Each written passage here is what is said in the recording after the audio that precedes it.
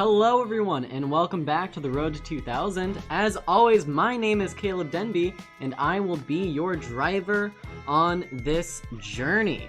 Alright everyone, it's another one of those nights where Ben Simon has left me to produce an actual show involving, I think, some music, some sort of concert, and the intro music is still playing. I'm going to turn it off now. Goodbye to the intro music. So, I'm rough and tumbling it, all here on my own, and today what we are going to talk about is influencers in chess. And no, I am not talking about, Alexander Botez, Hikaru Nakamura, these famous people on Twitch that are, growing the game of chess, as they say. I am talking about chess players throughout history that have had a major impact on chess strategy. Players that have changed the way chess players as a whole have viewed the game of chess and ideas. And who better to start with than the one and only Tigran Petrosian? Of course, I am talking about Tigran Vartanovich Petrosian. There are many Tigran Petrosians, but this was the only one to become a world champion. And when I say Petrosian's name, there should be one idea in particular that you kind of associate with the guy. That idea is, of course, the idea of hating your rooks and losing them at every opportunity on purpose. Petrosian, in my opinion, is one of the first chess players to really fully embrace this idea of the positional exchange sacrifice. This guy would just throw away his rooks, not for checkmate, not to, horribly ruin the opponent's king side or anything of that nature. He would just give up the rook in order to, just be down a rook. So let's take a look at one of those positional exchange sacrifices against Larsen and talk a little bit about why this worked out for Petrosian and how this idea has evolved throughout chess. So jumping into it here, we have e4 by Bent, e6 by Petrosian, knight f3, d5, knight c3, so a 2 knights French, and then after knight f6, Larsen, unfortunately for those French defense players out there, did play e takes d5, and we find ourselves in the typically boring looking exchange French position. So e takes d5, and now d4. Why is this seen as typically boring? Well, it's because the pawn structure is so symmetric, right? We have both players with the same claim in the center, each sharing a d pawn. Black goes for control over e4, white goes for control over e5, but what truly makes this variation so quote-unquote boring, the reputation it has, is because this one long open e-file.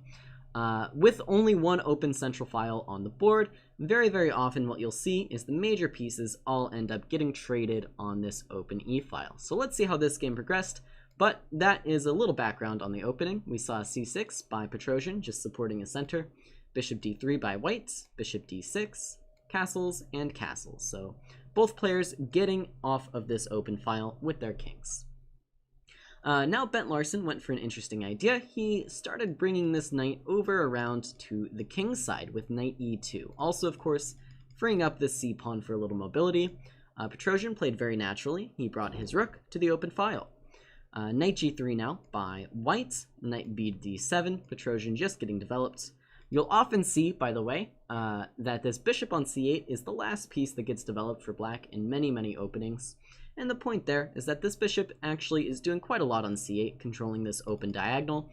And sometimes it's better to just leave it there for a little bit rather than bring it out to a square like g4, where it can quite easily be kicked around. So Petrosian leaving this bishop on c8 for the moment. We see knight f5 by Larsen. And nowadays, sometimes you might expect players to drop this bishop back to c7, drop it back to f8, doing what they can to preserve this bishop, but Petrosian actually gave up the bishop with knight f8, allowing white to capture on d6, and now queen takes d6. And I think a lot of players today would sort of hate allowing this exchange, but I don't think this is too bad for black at all. Now with the dark squared bishop off the board, white tries to occupy this e5 square. Petrosian, not wanting to give up on this square so easily, plays the move knight 6 to d5, knight 6 to d7. And now, after bishop d2, I would like you guys at home to try and come up with some ideas here for black. Of course, this is a position pretty early on in the opening, but already here you should be focused on one thing in particular and deciding how you want to deal with it. So what do you think's going on here? He didn't play rook takes e5. Manny is a little bit ahead of the game and ahead of the class perhaps, but we'll see.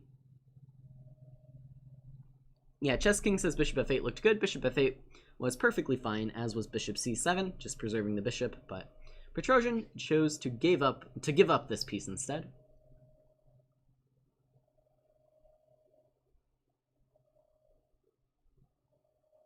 So, what are you guys thinking about out there? What ideas are running through your head? Chess King likes knight g6, so in general, the thing to be focused on is this knight on e5. This is clearly a very, very strong piece for white. You should be looking for ways to get rid of it. Probably a question you guys should be asking is, well, why can't I take this pawn? And well, the reason is there's a rook e1 tactic, when unfortunately for you, you are not going to be able to save this rook. Similarly, if rook takes, there's of course bishop f4, and perhaps this would be in the style of Petrosian, but we're going to get there in just a moment.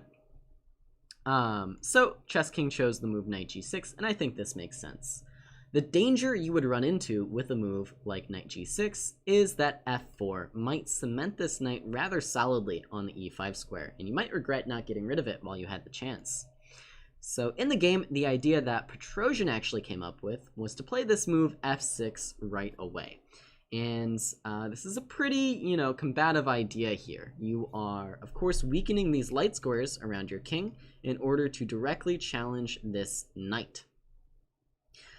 So queen h5 was played by white, and then I'm sure some of you would be able to guess Petrosian's next move after queen h5. Taking advantage of the fact, by the way, that f6 weakened your light squares.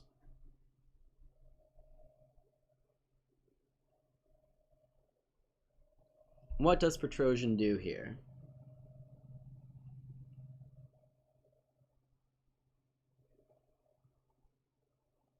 So yeah, of course Chess King has the right answer here.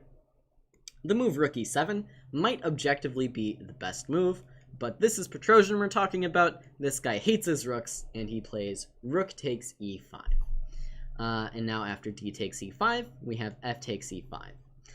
And, of course, the title of this lecture is, I don't remember, but something to do with influencers of chess strategy. And this is an idea that has sort of made its way into the current body of chess thinking, right? I think in the olden days, players thought rooks were just so superior to minor pieces that they were often unwilling to give them up for these sort of strange-looking types of compensations. But these days, I think at the top level, one pawn and a minor piece for the rook is often seen as, almost equality. Certainly enough to draw in an endgame type scenario.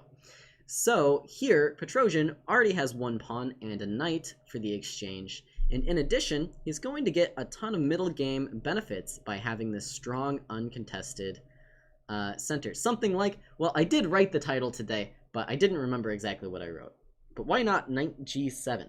I think you mean knight g6, and unfortunately knight g6 would run into just knight takes when you are checkmated in short order, Kaushik. Checkmated. It's tough. But yeah, so we see Petrosian doing his classic exchange sacrifice here, getting two pawns in the center in exchange for the exchange. In this case, though, I do have to admit, objectively, I don't think this is the greatest position in the world for black. The reason for that being, two bishops are usually pretty good, and to only get the two knights in exchange for a bishop and a rook is quite often not ideal. Additionally, I think white does have some ideas of playing against these central pawns. So now, with the white pieces here, what do you think Bent Larsen should have been considering in order to try and fight back against these strong central pawns? What's the computer evaluation for this? Well, I have taken a look at this game with the computer, and it does pretty heavily favor white, plus 1.5 or so. So even though objectively, well, at least according to the computer, this is pretty good for white, I want to take a look at the rest of this game still and see how Petrosian managed to use these central pawns to his advantage, because it's sort of a two-step process here, right? You know, the step one is pretty easy. You sacrifice the exchange. Step two is you know, using those pawns to your advantage. And that's what Petrosian was so good at, and that's why these ideas sort of persisted, because Petrosian was showing sort of the correct ways to play with the pawns. So I think you guys are a little bit on the wrong track here. Saying moves like f4 or c4, you know, this is sort of the traditional way to break down pawns, right? You challenge them at you know, you just challenge them, right? You use your pawns to challenge them and hope to break them up, right? But in this case, I think white should be more focused on containing these pawns. If you play a move like f4 especially, you're going to run into e4. And after bishop e2, now these pawns are going to be very powerful, and if black ever gets to play the move d4, then you know they're only going to grow stronger. And there's even tactics like this in the position as well. So you have to be very, very careful here. Same deal with something like c4. You're sort of just running into e4, and not d4 immediately, but something like knight f6. Let's say the queen retreats to d1, for example, and then something like d4. And if these pawns get rolling, then white definitely isn't going to be better. So I think what white should have focused on instead are moves like c3 or f3. Not so much trying to challenge these central pawns, but just contain them for the moment, right? This pawn is, for the moment, on the e5 square, not defended by the other pawns. So if white can apply a little bit of pressure to this pawn and sort of bait black into playing a move like d4, then I think black is going to be saddled with sort of a weakness here. It's going to be tough. So moves like f3 and c3, or a move like what was played in the game, rook f to e1, I think is perfectly fine for white. The idea being you're just trying to contain these pawns, not launching these pawns at the center, but leaving them back a little bit, allowing you to try and contain them on this third rank. e4 by Petrosian is still perfectly natural, and for this reason maybe I would have liked the immediate f3, but that's okay. e4 played, bishop f1, and now knight f6. Petrosian just easily develops his remaining pieces thanks to his strong central advantage. Queen h4, bishop f5, queen g3, and queen e7. So Petrosian is not so interested in trading queens in this position. Why is that? Well, his advantage is in the center. He has a ton of central space that's limiting his opponent's pieces for the moment. And that central space is not going to be as useful if he were to trade into some kind of endgame, right? Then his opponent's pieces, well, first of all, there would be less of them, and it would be a little bit easier to activate them in an endgame than in this middle game position. So queen e7, keeping pieces on the board, and c3 now by Bent is doing this sort of containment idea, trying to contain these central pawns. Black continues developing now with knight e6. And this is really the huge benefit to the way Petrosian decided to play this position. If you take a look at, you know, something like 6 moves ago, these knights are stepping on each other's toes. This knight is never coming here. This bishop isn't getting developed. This knight is, like I said, sort of getting stepped on by the other knight. It's very difficult to use these light squares on the king side for black, thanks to this bishop. And then fast forwarding 6 moves, we see this pawn land on e4. This knight can step to f6 now. This bishop can develop. This knight can come to e6, and all of black's pieces have a purpose. So that is sort of the root idea of this exchange sacrifice in this game. Black's position was actually pretty awkward out of the opening, with all of his pieces sort of stuck behind each other. And by sacrificing this exchange, Petrosian gets the center, and once he has the center, it's very easy to develop the pieces and make sure they are useful. Okay, continuing on, we see bishop e3 here, and now knight g4. And look at these monster knights by Petrosian. The center is controlling all of the light squares, and these knights are controlling all of the dark squares. Like, look at this. It's just total control. You can't even see past all the arrows. That's how many squares Petrosian controls. And yeah, that is the benefit to having a strong center. So now white is forced to part with the bishops, because if he doesn't part with the bishops, then his bishops are going to be stuck on c1 and f1 doing nothing. So h3 was played in the game. We see knight e3 and rook e3. Now Petrosian activates his final piece by bringing this rook to the only half open file for black on the board. Queen e5 now is maintaining this active queen, and Petrosian simply retreats.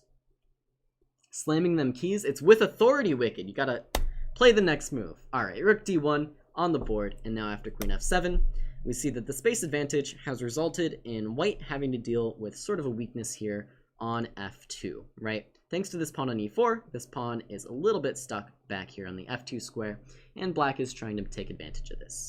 Rook d2 is played in the game, and now after knight f4, we see once again that a few sort of natural looking moves by white later, and I don't think black is even worse in this position. In fact, I very much would prefer to have the black pieces here in a practical game. Why is that? Well, it's because white's rooks are doing nothing but trying to stop these central pawns from rolling forwards. Black is the one pressuring a weakness, and black's pieces all have very good squares to jump to. b4 was played in the game by Larsen, and now Petrosian realizes that he is in absolutely no rush and plays the move h6 just to give his king this little flight square. a4 by Larsen, trying to expand on the queen side to gain some play for himself.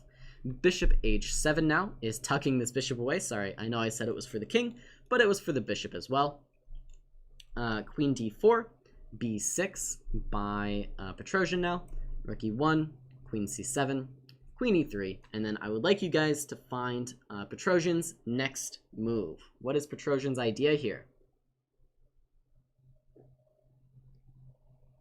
What's to be done?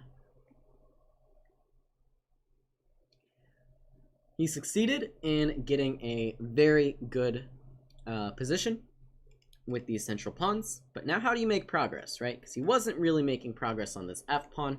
This piece was more than enough to defend it. So how do you make progress here? Odysseus has the idea of playing g5, and let me actually do this really quick. Sorry, flip that around. How do you try to make progress with black here? So Manny says a5, Odysseus says g5, Manny says maybe c5, knight d3 has been suggested, g5, king h8, and just attack. You guys are killers out there, killers in the chat room.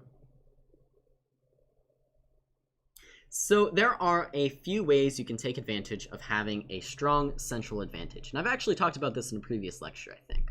So way number one is by occupying the center with so much force, it can be difficult for your opponent to sort of switch sides of the board, right?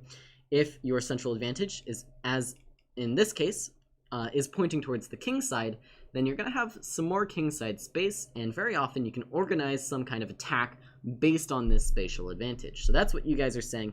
You guys are saying launch pawns, g5, king h8, you know, go g4, try to checkmate the guy. And I think that's a valid way of playing. That's a perfectly valid way of trying to make use of these central pawns. However, in this game, I wasn't even intending to draw this arrow, but it was just so natural that it had to be done.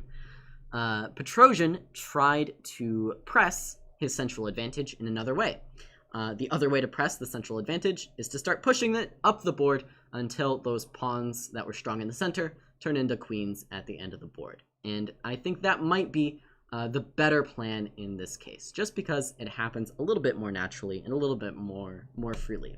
That's not to say that this plan is wrong. I think a move like king h8 and doing stuff like g5 maybe a little bit later is a valid way of playing. You do just have to be careful about this diagonal a little bit. But yeah, moves like rook f5 I don't hate at all for black, but I do think that c5 is the way to go here, and this is what Petrosian does. a5 or c5 better? So black's goal is not to break down white's pawns here, it's to advance these central pawns with ideas of d4 later to come. And so I think c5 is definitely the best move here, right? Taking advantage of his central control, controlling yet another central square, and keeping ideas of pushing d4 alive a little bit later in the game. White took on c5, black recaptures, and now we see g3 by white. And I think this is sort of White's big mistake in the game.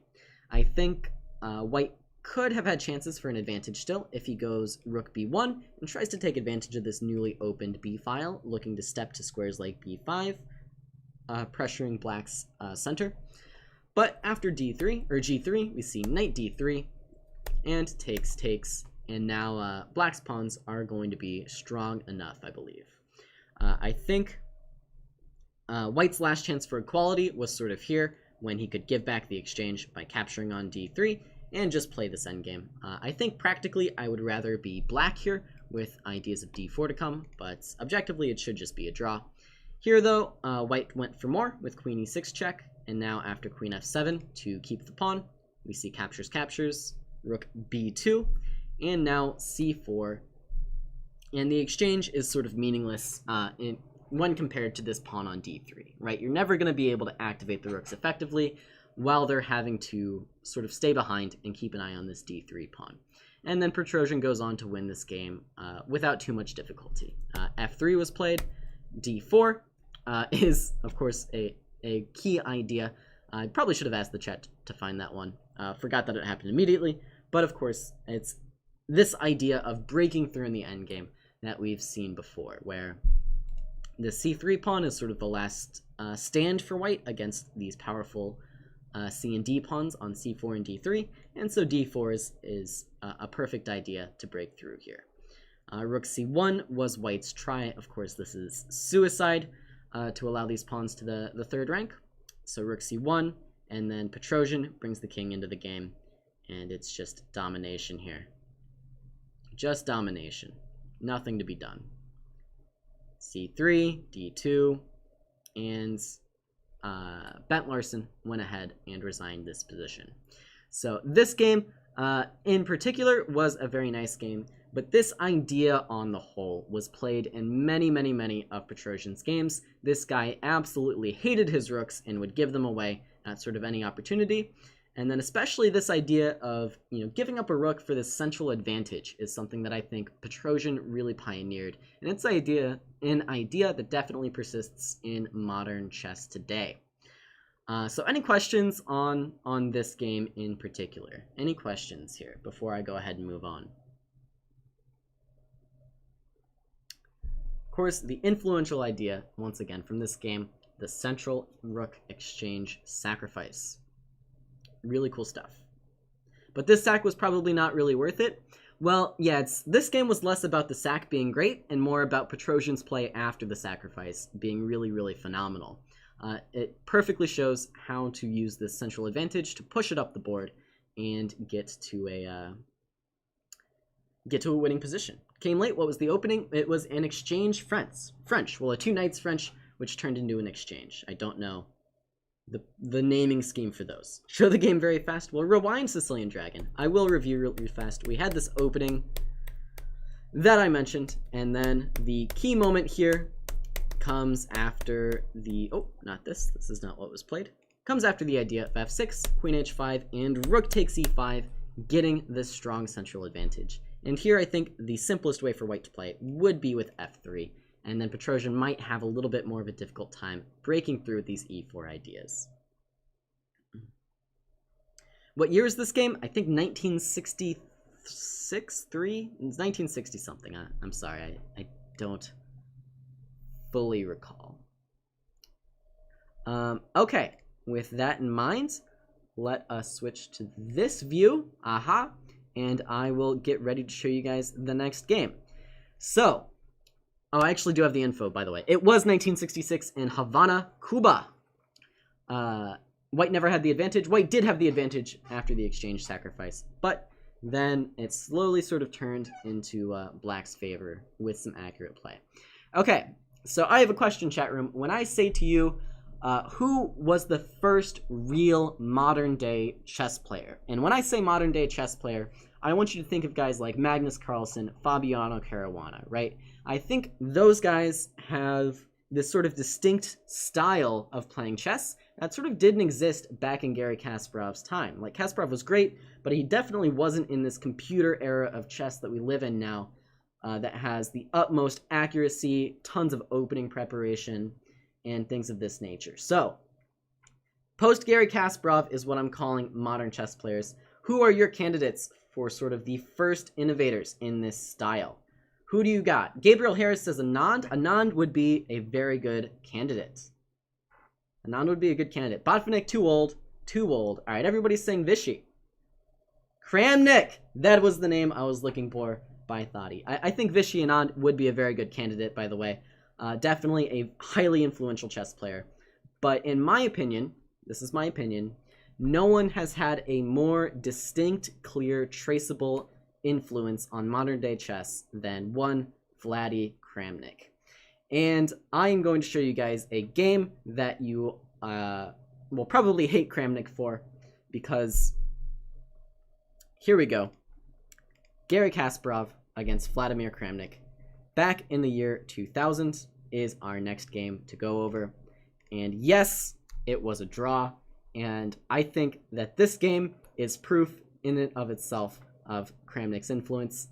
It has been literally 20 years since this game was played, and Vlad Kramnik's opening choice in this game has very truly changed the face of chess, sort of irreversibly forever, right? This game and the games in this match are sort of the reason why e4, e5, knight f3, knight c6, bishop b5 is no longer really the most common opening that you see from the white pieces at the top level. It's because of this game, because, of course, players at the top level are terrified of the Berlin Wall, right? We see in this game, bishop b5, everybody's favorite move, knight f6, and this was really an innovation that Kramnik was championing in this year 2000 match, right? This is where it kind of broke into the total top level. This is the World Championship match, or the Classical World Championship, the Classical Chess Champion, I don't know, whatever you want to call it. This was during that weird time when the championships were split. And yeah, Kramnik started playing the Berlin, and Kasparov just was never close to beating him in this Berlin. And since then, since that fateful day in the year 2000, people just started playing the Berlin everywhere. And yeah, and that's just a small part of Kramnik's influence on chess. But let's take a look at the game. Of course, the Berlin occurs after the move 3, knight f6, and Kasparov was trying the endgame line in the match with castles, knight takes e4, and d4. Black retreats this knight to d6. Of course, you cannot do things like capture here because of the pin on the knight. So knight d6, we see captures, and white regains this pawn. Knight f5, and then we arrive at the Berlin endgame by queen takes d8 and king takes d8. And now, optically, I would say this looks very promising for white. I'm not going to go into super deep detail on the Berlin endgame. I have done a full lecture on this endgame. If you're interested, just search it up on YouTube. I've done lectures on everything at this point. But basically, optically, you would think this is very good for white. He has this e5 pawn, sort of in exchange for this c6 pawn, right? Black having this doubled pawn on the queen side makes you think it's not going to be very useful. Whereas, you know, you can imagine some fateful day, pawns land on f5 and g4, and then this pawn looks very imposing on e5. But of course, black here has the 2 bishops, and in addition to that, he's going to have a very safe king, either on the queen side or by bringing it back to e8. And this e5 pawn might prove not to be a little bit weak in some cases as well. What if white doesn't exchange queens? Well, if white didn't want to exchange queens, probably this is not the ideal line to go for. I think like queen e2 is technically playable here, but if you didn't want to exchange queens, you probably should have deviated a little bit earlier with something like d3 here, for example, or in this case, you can play rook e1 as well and keep queens on the board, but this line I think is even more drawn. But yeah, once you get to this point, white should probably just trade the queens. So knight c3 was Kasparov's choice in the game, and Kramnik just develops this bishop with bishop d7, blocking off this file and giving the king access to c8. b3 was played. h6 was Kramnik's choice in this match. Bishop b2 gets developed for Kasparov, and now king c8, and Kramnik very calmly exits the d file. Did Kasparov ever try the anti-Berlin in this match? I'm pretty sure he played the endgame line in all 4 games where Kramnik's Berlin was tested, and like I said, never made anything close to progress. Usually only white looks to win.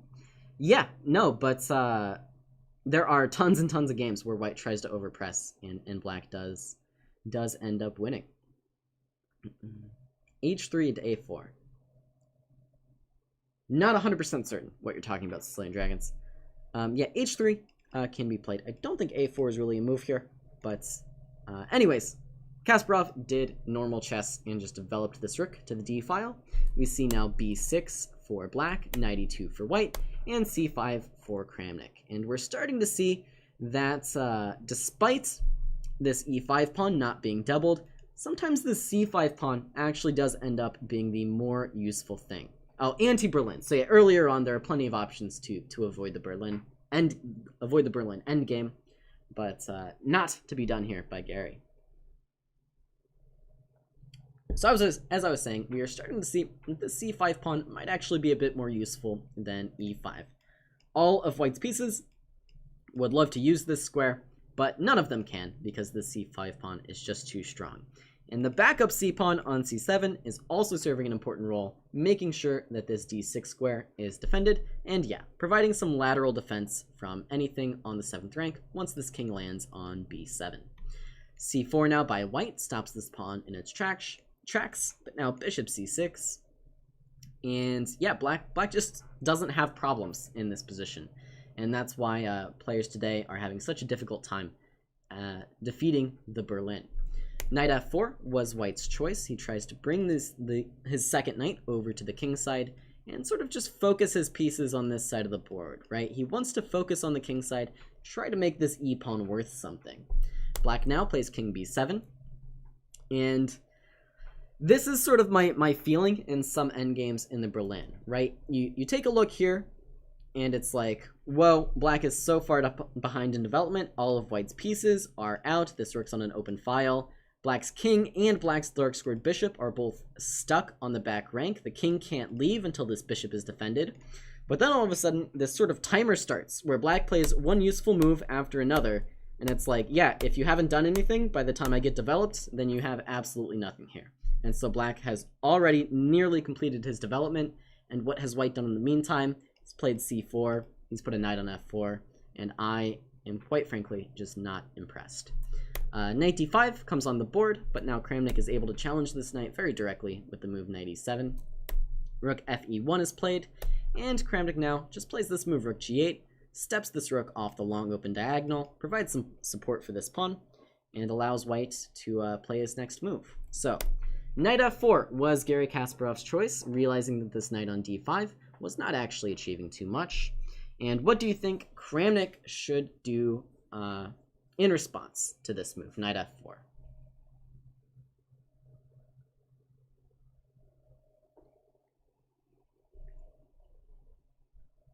What should Kramnik do in response?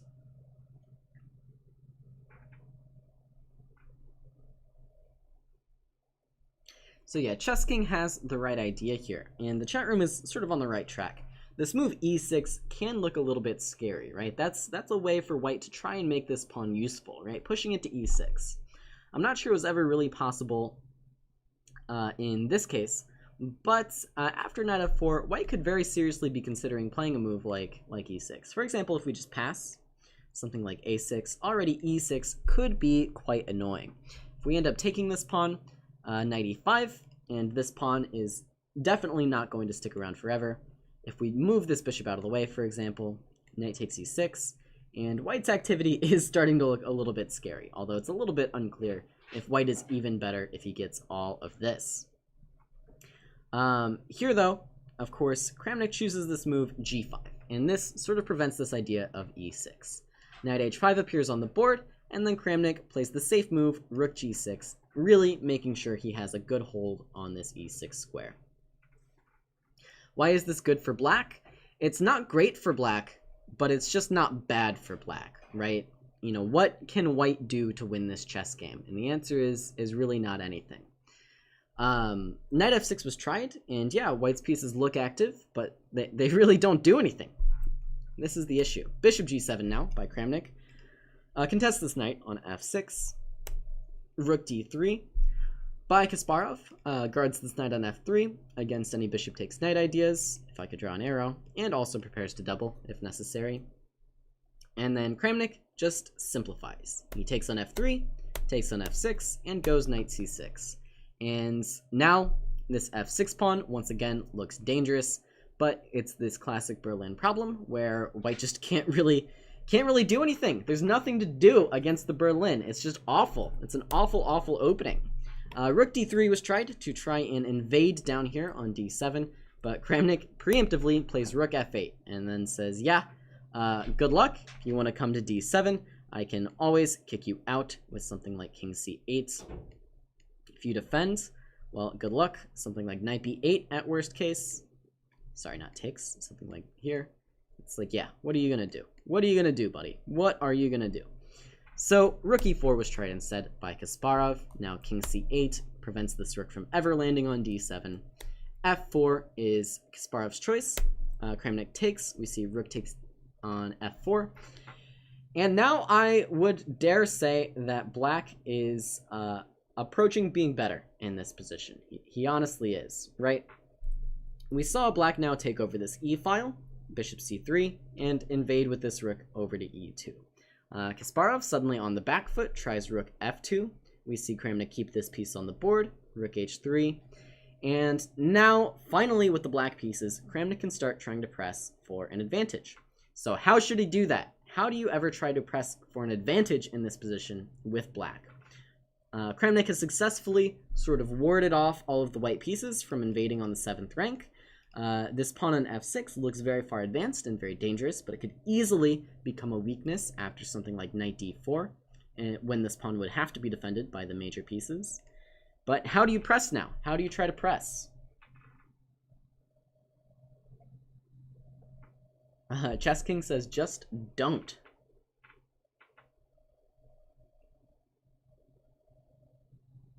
So yeah, knight d4 isn't a bad move at all. Knight e5 isn't a bad move either. These are definitely perfectly fine moves. But yeah, the idea I'm looking for is to provoke some weaknesses on the queen side of the board.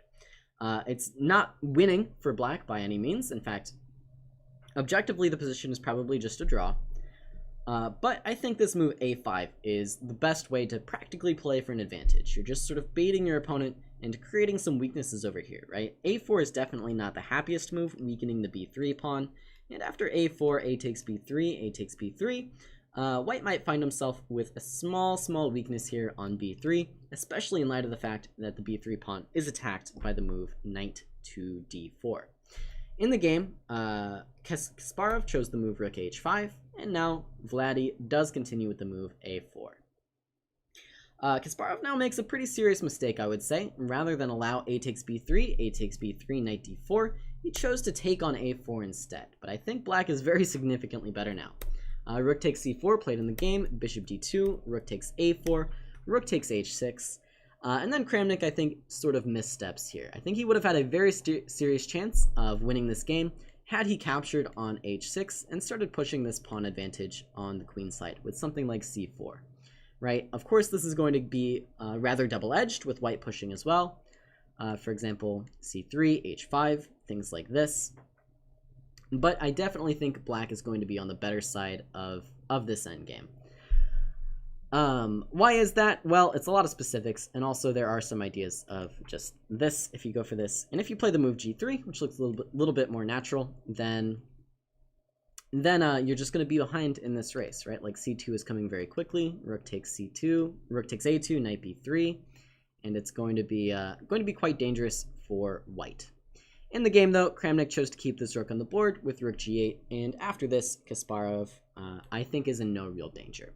There are some tactical complications. Rook h7 was played, and yeah, we would love to play rook f8, but maybe it's just a bit too slow, right? White is going to start pushing these pawns, and black is now sort of behind in the race, because rather than capture, and push, he chose to spend a couple tempi to preserve this rook. So rook takes a2 was played instead, Kramnik just capturing this pawn outright. rook takes f7 was played, and now Kramnik does have to be a bit accurate here. He finds the move knight e5, hitting the rook g7, rook f8, and now after something like f7, Kramnik could immediately win the pawn with rook a1 to f1 and then captures, so f7 is unplayable, which is why h3 was chosen to give the king a flight square. And now Kramnik does push with c4, rook e7, knight d3, hits this guy. f7 was Kasparov's try, but now the tactics do work out to be a draw. Knight takes f2, check, king d7, rook takes f8, and the key move here is king e7, and the f-pawn falls. At the end of the day, we end up in an endgame where white is up a pawn, but it's not going to be enough for a victory. We see them trade down into this drawn rook and pawn endgame, and the draw was agreed here. And the draw was agreed here. So, why is this one of the most influential games on chess? Well, because this is one of the early examples of the Berlin being shown off at the top level. Of course, I'm not trying to say Kramnik invented the Berlin, but I think he definitely was the one to popularize it at the top level, and he was first playing it in this match against Garry Kasparov. By the way, a match which he won rather convincingly without losing a single chess game. So, okay. Alright, earlier on I asked who you guys thought was the first modern chess player, and I added a lot of qualifiers, like, after Garry Kasparov and stuff. And one of the people in the chat mentioned a player by the name of Mikhail Botvinnik. And that is the player I want to take a look at next. Botvinnik, of course, I think it is fair to argue, was one of the first real kind of modern day chess players. Now, why is that? Well, modern day chess is sort of very distinct from the way chess was back in the day because players are so much better at one particular aspect of the game. If you look at players from the 1800s, early 1900s, boy oh boy did they love to attack, but they did not love as much to defend. And I think one of the first really stellar defenders was Mikhail Botvinnik. Of course, much of his career was characterized by a rivalry with Mikhail Tal, two very different styles of chess play, and Botvinnik was often finding himself on the defense against Mikhail Tal, and I wanted to highlight one of those games where Botvinnik went up against the beast known as Tal, the tactical masterminds, and just easily sort of dismantled any attacking ideas that Tal could come up with and defeated him. So let us take a look here. Let me click on over and we shall see. So this game is actually taken from the 1961 World Championship match. Of course, Tal dethroned Botvinnik back in 1960, and Botvinnik got his rematch try in 1961. Didn't Botvinnik predate Kasparov? Is that modern? Well, it's Botvinnik is a player whose influence can be seen in modern chess. I wouldn't say Botvinnik was really a modern player by any stretch. I think back in the 1960s, chess was still pretty different than the chess we see today. And I think really Kramnik, Anand, those were the first real players of the type of chess that we are looking at in 2020. However, Botvinnik, as I said, was one of those first players to really excel at the idea of defense. Yeah, father of the Russian chess school, at least one of them. And it's this idea of excelling in defense that I think Botvinnik sort of introduced to the game, along with, a few other players. Isn't it Lasker who introduced defense? There's a lot of arguments to be had. Botvinnik was definitely one of the stellar defenders in chess history, and I wanted to highlight one of his games. There were a lot of players who we could have chosen for this. Petrosian as well was well known for being super solid, super unshakable. But let's take a look at this game, because who doesn't love a good old Tal-Botvinnik matchup? Ariana is sure that Lasker introduced it. Yeah, I'm not saying Botvinnik was the first player to ever defend a chess position, but he sort of has this modern defending idea, I think. Okay, so yeah, this is Tal-Botvinnik way back in 1961. Which game is this? This is round 18 that I chose. And we see e4 in this case, c6, Botvinnik, a big proponent of the Caro-Kann. d4, d5, e5, bishop f5, so the advanced Caro. And then, of course, Tal, being the aggressive player, chooses this line with h4. And we actually saw a lot of this line in the recent St. Louis Rapid and Blitz, where players with the black pieces these days do tend to play this move, h5. But back in Botvinnik's day, I think h6 was a little bit more of a more common response to this h4 idea. Just tucking this bishop away on h7. Did I suggest h5? Yeah. These days, I think h5 is just objectively a better move, but h6 is sort of the more historic move. g4 is Tal's follow-up, which is the main move here.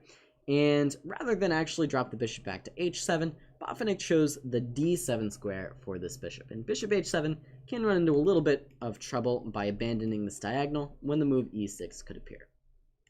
So, bishop back to d7 is Botvinnik's choice. c3 was now chosen by the reigning world champion at the time, and Botvinnik strikes back in the center with c5. Just classic Caro-Kann stuff. We see bishop g2 by Tal, pressuring the center a little bit, and e6 is simple enough to defend. Knight e2 by Tal, getting developed now. And here, I want to pause for a moment and talk to you guys about Botvinnik versus Tal. So, of course, Tal, well-known, incredible attacker. Botvinnik, well-known, incredible defender. Loved grinding out those endgame positions. A very, by-the-book sort of chess player. So, if you're playing Tal here, what sort of ideas are going through your mind to already begin diffusing any sort of attacking possibilities by Tal?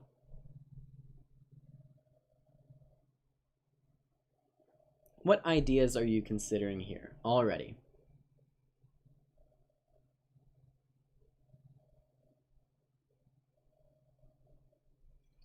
There's a question, why is the Caro-Kann not used that much today? I would argue it is used quite a bit today. Take a look at the St. Louis Rapid and Blitz. Like half of the games in the Rapid portion were Caros. Almost half the games. What's the point of bringing out the bishop and then retreating? Well, generally, this bishop would like to stay on f5. In this case, it retreated after this move, g4, and I think black is trying to claim that white is actually creating some weaknesses for himself over here by playing h4 and g4, and that is the purpose that the bishop served on f5, kind of provoking these weaknesses by white.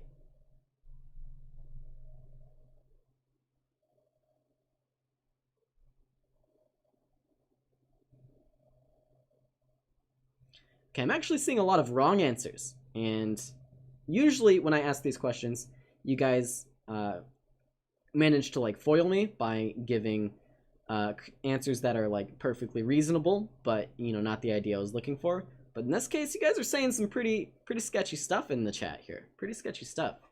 In classical games, I think you see it a reasonable amount. It's just not the most trendy opening these days, I would say. So, wrong answers. g5, I think, just loses tactically. This is a pin. Can't play g5. g6, I think, is definitely headed in the wrong direction here. You don't really want to be touching the king side here. That's where, stuff is going down. You know what I mean? You have to be a little bit on the lookout here. You have to be on the lookout.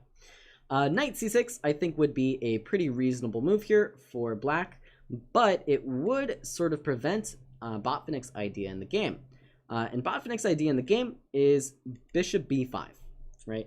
This guy just says, yeah, I will move my bishop 4 times, and then after knight a3, it's like, yeah, I just wanted to kill your knight, right? All he does is moves the bishop out and captures this knight on e2. This knight was going to be a very scary attacker, either from the g3 square, eyeing both h5 and f5, or from the f4 square, eyeing f5, as well as e6, as well as d5, right? Those are the sort of sacrificial positions where you could expect Tal to just, capture a d5 pawn sort of out of nowhere. And so what does Botvinnik do? Plays bishop b5, knight a3, and captures on e2. Right? Queen takes e2. Seems like a bad move. It's actually perfectly fine for black. It's actually just perfectly fine for black here. And now with Botvinnik, now that you've seen his idea, how should Botvinnik continue here?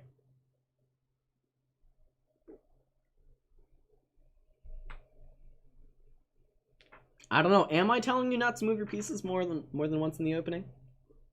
Because I think this is the type of anti-opening principle chess that you see all the time in modern chess. Now, what do all modern, top grandmasters share? When they break opening principles, they do it because they have a very, very clear idea. And yeah, Botvinnik's idea here is that White has created weaknesses for himself by pushing all these pawns, and now all Black needs to do in order to have an advantage is trade off these attacking pieces and then be very, very much better in an endgame. So what does he do now? He takes on d4, c takes d4, and captures this knight on a3, just killing all of White's attacking potential. B takes a3, and now knight c6 to challenge the center. And by the way, I wanted to mention earlier, I saw somebody suggesting the move c4 here as well, which is definitely the wrong way to go. If White is attacking you on the king side, the last thing you want to do is close the center, close the queen side. You want to open up something for your own pieces on the other side of the board. So, back to the game though. Takes, knight c6, bishop e3, and now we see queen a5 check by Botvinnik, activating the queen as well. King f1, knight g to e7, and all of a sudden you start asking yourself with the white pieces, sort of what am I doing here, right? This bishop is staring at a d-pawn, which is perfectly, solid. This bishop is staring at a different d-pawn, which is not going anywhere either. This rook is not coming to the queen side anytime soon. And so Tal tried rook b1 to attack this pawn, and Botvinnik just plays rook b8, saying, okay, I'll defend that guy. Bishop h3 was Tal's choice now, still trying to get something rolling here. But now queen a4 pressures this guy. And we actually see king g2 by, oh no we don't, sorry, that would hang the pawn. We see rook d1 by Tal, and now Botvinnik is like, yeah, alright, I'll take a free pawn. Queen takes a3, king g2, and now let's see if you guys can find Botvinnik's next move. What's his next move? So yeah, queen takes a3 was playable on multiple moves, Manny. Botvinnik just prioritized getting developed a bit more quickly because this weakness on a3 really wasn't going to go anywhere.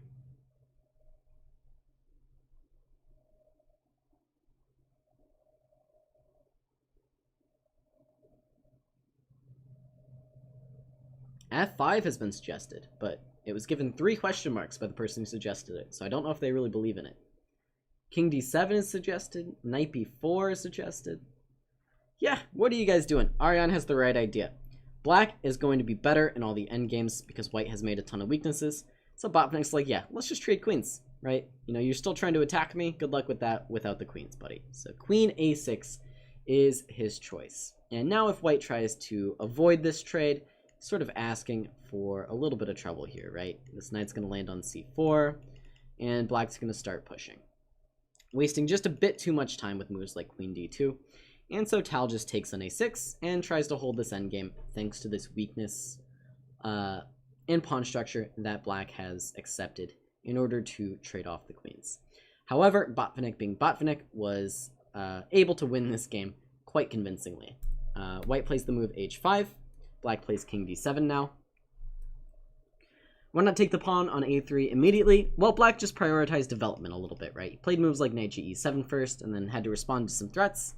And now he is doing quite well in the end game. Rook b1, rook b6, rook king g3, knight a5, and now Tal actually is forced to fix Black's pawn structure with the idea of rook takes b6, because if he doesn't, then rook h to b8, and Black is taking over the b file and invading on b2, and that's sort of a worst case scenario here for White. So with the pawns fixed, now Black has no trouble converting, still pressuring the d4 pawn, and we see shortly a trade of a knight for a bishop, and this extra b pawn now is good enough. Playing through these moves rather quickly because we're running out of time. And we see a little tactical idea here of knight takes e5, unveiling a threat to the rook. Rook d1. If rook e1 was tried, then king f6 I think would be enough. You can't actually take this because rook c4 is check, and there's no way to stay in contact with the rook. So rook d1 played instead, king d6, and now here Tau went ahead and threw in the Tau. That was a bad pun. I literally did not mean to say that. Just down 2 pawns and a totally lost endgame now. So why did I show this game? To show off some of the influence that Botvinnik had on all of chess. Well, number one, he broke opening principles in order to follow he started his middle game strategy straight out of the opening. Rather than focusing directly on those opening principles, develop the pieces, attack the center right away. Instead, he focused on understanding his opponent's middle game plan and sacrificed some of those opening principles, such as not moving the same piece twice, in order to get those middle game advantages. In order to get those middle game advantages. And more than that, it shows his defensive capabilities, anticipating the attack, and prophylactically trading off those pieces, understanding his opponent has created weaknesses, and then defeating Mikhail Tal sort of without a fight. All right, any questions on the games we went over today? Any questions on the games we went over today? Any questions at all? Well, with that, let me switch to my full camera look here. I think that is going to do it for us here on the road to 2000. As always, I will be doing the end game class directly after this show ends. So if you just joined, as Rose did, no worries, because we have another class going on directly after this. And I'm going to be showing you guys some interesting stuff about winning endgames with even material. I've done a lecture on it before, but I have more ideas to show you and more games, more chess players. It'll be a great time. With all that in mind, that does do it for us here on the road to 2000. Once again, thank you guys so much for watching, and I will see you next time. As I click over to here and do this outro. See you guys next time. Goodbye.